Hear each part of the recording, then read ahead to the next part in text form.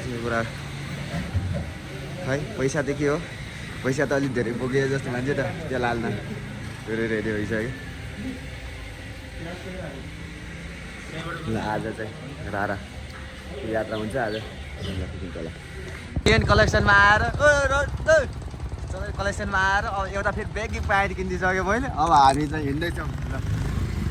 माथि केटाहरू माथि पुरिरहेको अरे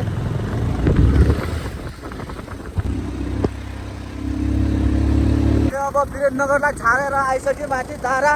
यो हो तल वीरेन्द्रनगर बजार अब हाम्रो चाहिँ यात्रा सुरु भइसकेको छ हामी माथि धारा यो गुराँसे आएर अब बिहान चाहिँ अब ब्रेकफास्ट गर्न लाग्छ मैले ल खसीको मासु डल्यो दबाएकै छन् मान्छे पल्ट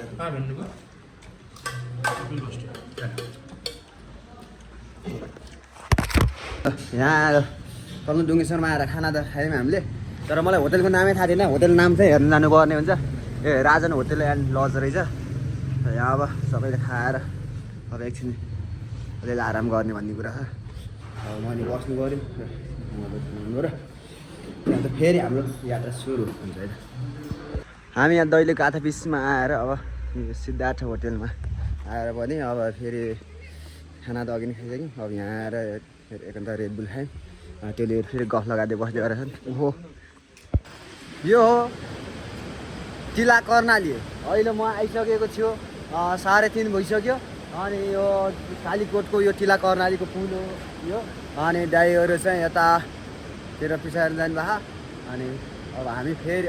फेरि उकालो नोन स्टप लाग्छौँ यो मान्माको यो माथि बजारतिर हामी उकालो लाग्दैछौँ यो टिला कर्णालीलाई नागेर बजार चाहिँ यहाँ माथिको हो ए हाम्रा ठाउँका मान्छेहरू यहाँ आएर मान्था ल यहाँनिर उहाँ ट्याक्कै भेट पनि हुनुभयो पानी पनि पर्यो अब हामी चाहिँ पानी पर्यो अलि अगाडि राखिदिउँ न त्यहाँ झर्नु भइहाल्छ झर्दिउँ हो कालीकोटको मानमा बजार अनि हामी चाहिँ यतादेखि हुँदै यहाँ आएको त्यहाँ आउने बेलामा पानी पऱ्यो हामी त्यहाँ धेरै समय बस्यौँ अनि यहाँ आएर फेरि सबैले फोटो खिचिरहेको खिचाउँछन् म बस्ने बाइक चाहिँ यो हो अनि अर्को दाइ बस्ने यो अनि हामी म छु यहाँ वर आएर यता हेर्न पर्छ फोटो खिचाउने मान्छेहरू यहाँ पिलीमा आइपुग्दा फेरि यो पुरै पाखामा पुरै घाम लागेछ अनि हामी चाहिँ यहाँ हावा चल्यो अनि फोटोहरू खिचायौँ अनि र म चाहिँ अनि यहाँ यस्तो सेम पिङ्क कलरको ड्राइभर हो उहाँ प्यासेन्जर उहाँ ड्राइभर कति यो अब रात परेको बेलामा हामी यहाँ आइपुगिसक्यौँ भनेपछि यो म यहाँ दाफे होटेलमा चाहिँ यहाँ आएर बसेको यहाँ नाङमा यहाँ हेर्न आज चाहिँ अस्ति त म आउनेलाई यता दुईवटा मात्र बाइक हुन्थ्यो भने चाहिँ यत्रो बाइक छ कि पुरै अनि यहाँ आज स्टे गरेर अब फेरि भोलि बिहानै हिँडिन्छ भने हामी ल म यस्तो ठाउँमा आइसकेको छु अस्ति बडा भन्ने ठाउँमा यहाँ पारिदेखि चाहिँ पुरै हेर्नु नेपालको नक्सा ओ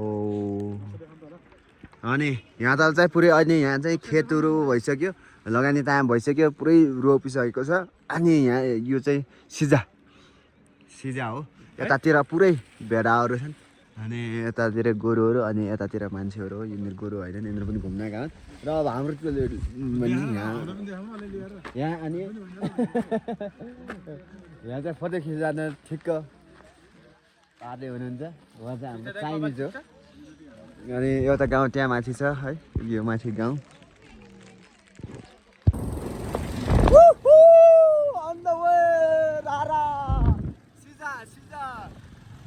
ल हामी चाहिँ सिधाको अब गोती चिउलातिर खाना खानको लागि रफ्तारमा दौडेछौँ अब हामीसँग दानिल म अनि होइन दाइहरूसँग पनि दौडेछौँ सब आफ्ना तालमा दौडेछ अब खाना खाएर फेरि आज जसरी भयो भने हामी रारा पुगेर बेलुकासम्म राराको अपडेट दिनै पर्छ है हामीले जस्तो लाग्यो है मलाई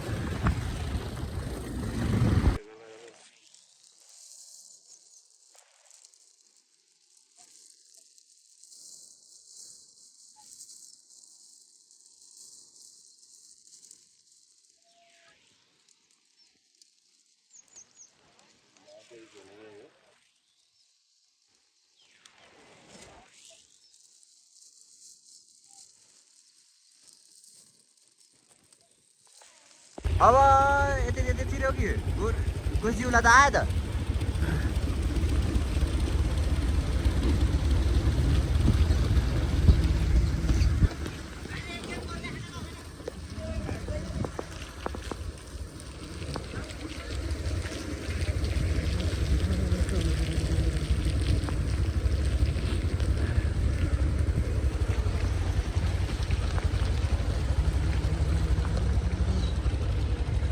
गोठी जिउला है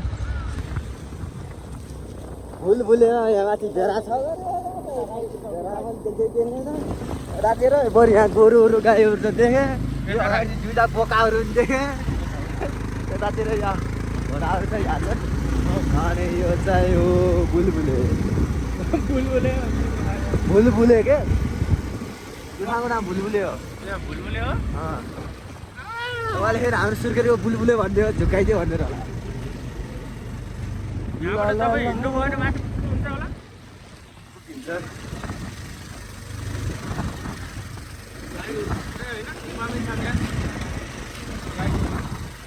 ल अब चाहिँ हामी धेरै नजिक नजिक आइसकेको छौँ है त्यसले चाहिँ यो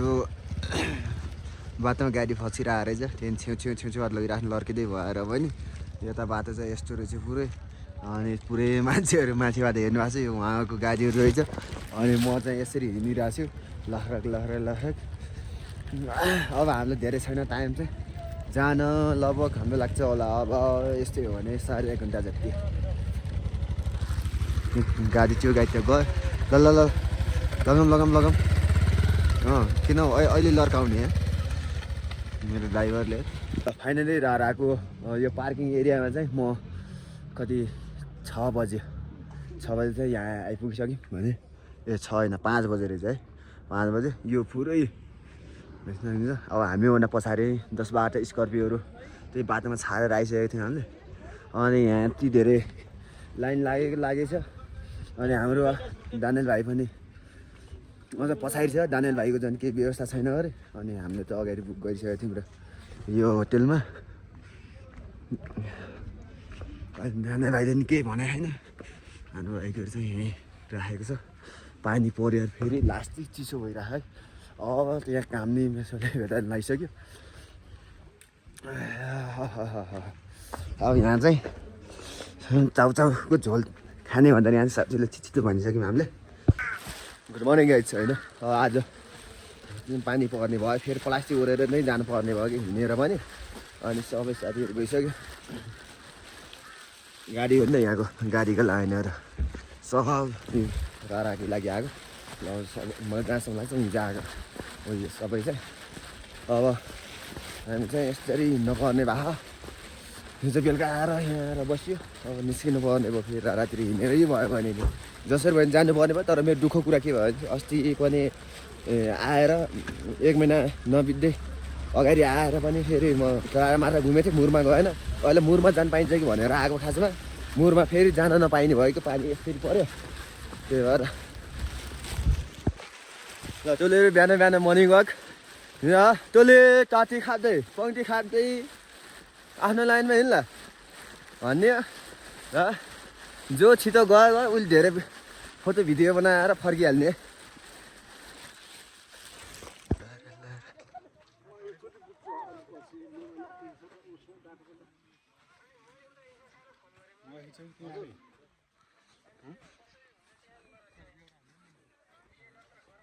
चारैपट्टिबाट तपाईँलाई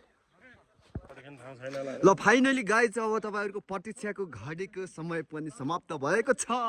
अब यो हो राराताल हामी आइपुगिसकेको छौँ रारातालमा अनि हाम्रो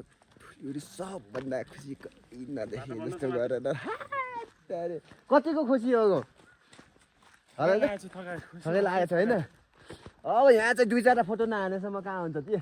अब भिडियो बनाइदिन्छु भनेको भिडियो बनाउँदै आयो उहाँको आफ्नै मोबाइल कोट्टाउनु ठिक्कै आइछ अरे दाइदाखेरि यो राराको पुरै दृश्य देख्न सक्नुहुन्छ यहाँ चाहिँ धेरै पर्यटकहरू चाहिँ आउनु भएको अनि यो हो रारा अनि अलिकति मौसमले चाहिँ त्यति क्लियर साथ दिइरहेको छैन अनि म भने यहाँ लखर हिँडिरहेको छु अनि मैले पनि नि यो पुरै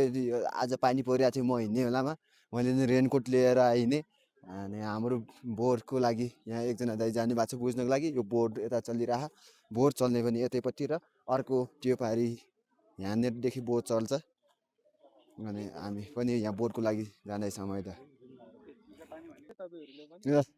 यहाँ चाहिँ दानियल भाइले पनि पुरै भिडियो बनाइरहन्। अब हामी पनि भिडियो बनाउँदै हिँड्दै होइन। यता पनि भिडियो स्टार्टै हो। जिते भलगर पर्यो होइन। ठिक छ हिजो हामी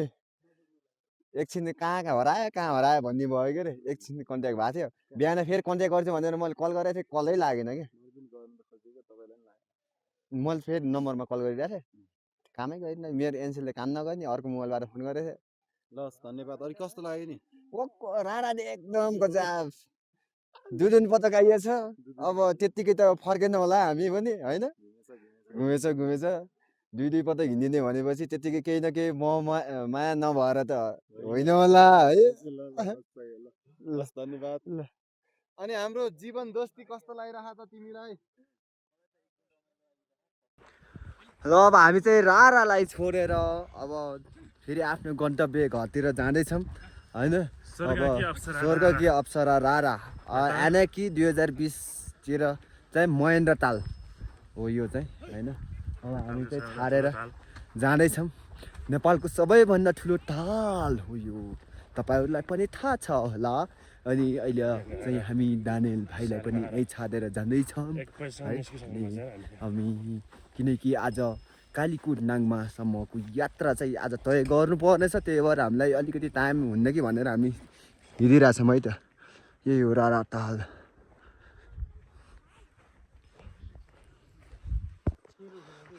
हामी अब राराबाट फर्किँदैछौँ यस्तो ठाउँमा।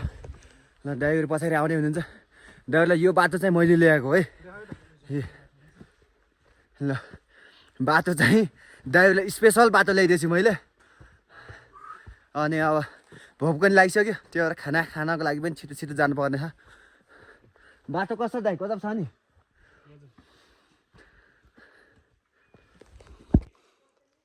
साथीहरू सुर्खेतदेखि राराको यात्रा त देखिहाल्नु भयो। अब रारादेखि सुर्खेतसम्म कहाँदेखि कसरी